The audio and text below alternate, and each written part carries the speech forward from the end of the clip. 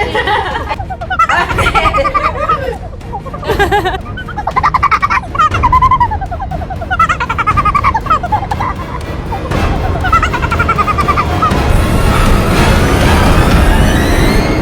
பதுமைகளே, நான் சிங்காதனம் ஏறப்போகையில் சிரித்ததேன்? போஜ மகாராஜனே, வீரம், மாட்சிமை, தைரியம், உயர்குல பிறப்பு மற்றும் எங்கள் மகாராஜாவுக்குள்ள குணங்கள் உனக்கு இருக்கும் பட்சத்தில் இந்த சிங்காசனத்தில் ஏறலாம். பதுமையே, நீ குறிப்பிடும் குணங்கள் அனைத்தும் என்னிடம் இருக்கின்றன. வேறு எது குறைந்துவிட்டது? காலத்திற்கேற்றவாறு நானும் இருந்து கேட்பவர்களுக்கு இல்லை என்று சொல்லாது கொடுத்து வருகிறேன். ஏ ராஜன், கேளும். இந்த ஒரு வார்த்தையே உனக்கு தகாதென்பதை எடுத்து காட்டுகிறது. என்னவெல்லாம் கொடுத்திருக்கிறாயோ அவற்றை நீ உன் வாயாலேயே கூறுகிறாய். எவனொருவன் தான் செய்தவற்றையும் மற்றவர்களுடைய தவறுகளையும் பேசுகிறானோ அவன் இழிவான மனிதனே. நல்ல குணம் படைத்தவன் இவ்விதம் பேச மாட்டான். மற்றவர்களின் தவறுகளை அவை தன்னிடம் உள்ள நற்குணங்களைப் போல் நினைத்து எடுத்துச் சொல்லுபவன் இவ்வுலகில் இழிவானவனே. தன்னுடைய குணங்களையும் மற்றவர்கள் செய்யும் தவறுகளையும் நல்ல குணம் வாய்ந்த ஒருவன் ஒருபோதும் சொல்ல மாட்டான். வயது, செல்வம், வீட்டுச் சுவரில் உள்ள பிளவு, சக்தி, மருந்து, பெண்களுடன் சகவாசம், கொடை, கௌரவம், இழிவு ஆகிய இந்த 9ஐயும் ஒருபோதும் வெளியிடக்கூடாது என்று சொல்லப்பட்டிருக்கிறது. ஆகவே ஒருவன் தன்னுடைய குணங்களை பற்றி பேசக்கூடாது. அவ்விதமே மற்றவர்களிடம் உள்ள குறைகளை பற்றியும் பேசக்கூடாது. நீ உண்மையை எடுத்துச் சொன்னாய். தன்னுடைய குணங்களை பற்றி பேசுபவன் முட்டாளை அன்றி வேறல்ல. நான் செய்தவற்றை பற்றி பெரிதாக எடுத்துச் சொன்னது அவிவேகமான செய்கையே.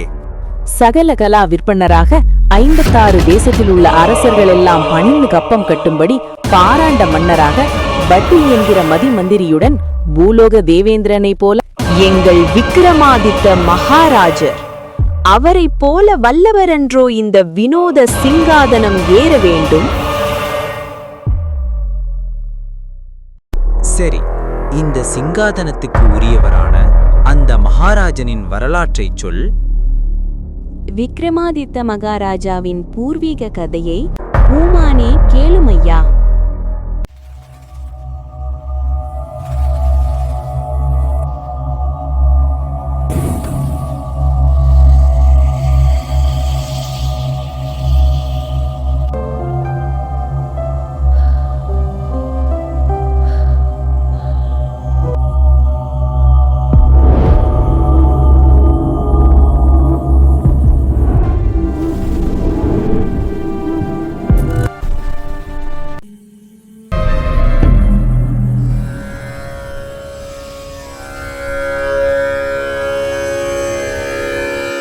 சுவாமி, தாங்கள் யார்? எக்காரணம் கொண்டு திருடர்களும் கொடிய மிருகங்களும் நிறைந்த இவ்வனத்தில் தனியாக வந்துள்ளீர்கள்? ஐயா, நான் நந்தியாபுரத்தைச் சேர்ந்தவன். என் பெயர் சந்திரவர்மன்.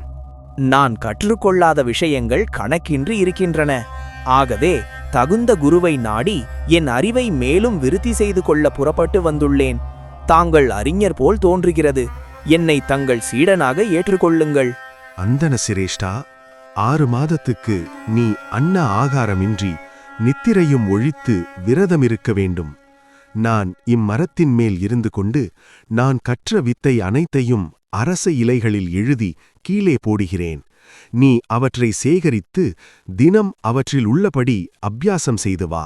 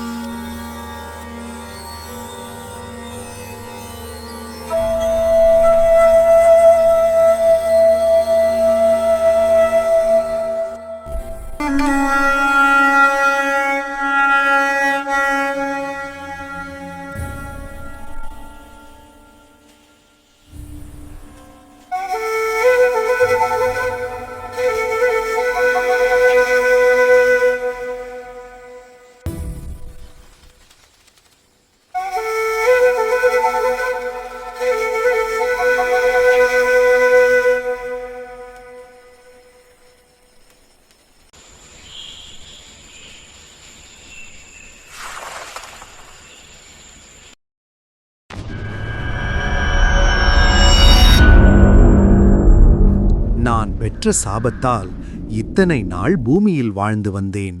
என்று எனக்கு சாப விமோசனம் கிடைத்தது. அதனால் என்னை திருப்பி அழைத்துச் செல்ல புஷ்ப விமானம் வந்துள்ளது. என் வார்த்தை தப்பாமல் நடந்து நீ வித்தையை கற்றுக்கொண்டாய். இனி நீ உன் நகரம் திரும்பி நல்ல பெண்ணாக பார்த்து மனம் செய்து கொண்டு குடும்ப வாழ்வில் ஈடுபடு.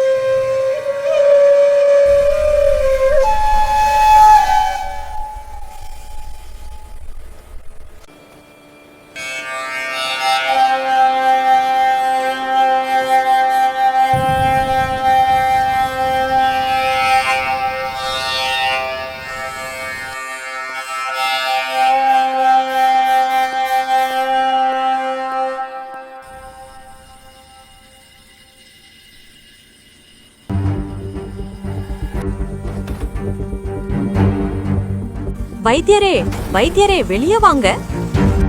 வைத்தியரே, என் வீடு அருகே ஒரு வாலிபர் சுவாசம் இல்லாமல் கிடக்கிறார்.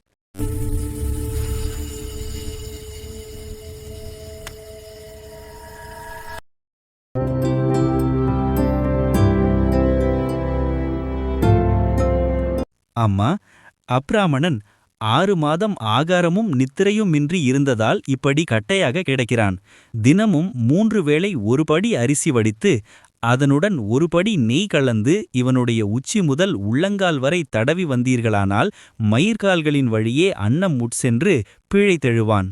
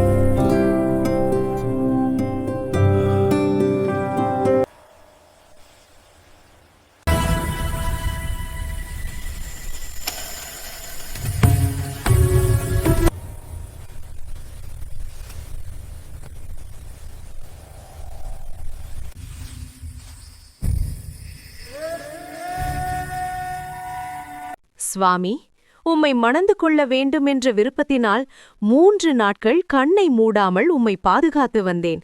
நீங்கள் இப்படி என்னை நிராகரித்துவிட்டு போவது நியாயமா? அடடா, என்னதிது? இது எப்படி நடக்கும்? பெண்ணே, நானோ அந்தணன், நீயோ தாசி குலத்தவள். எப்படி உன்னை மணந்து கொள்வேன்? என்னால் முடியாது. சாஸ்திரம் இதை அனுமதிக்காது.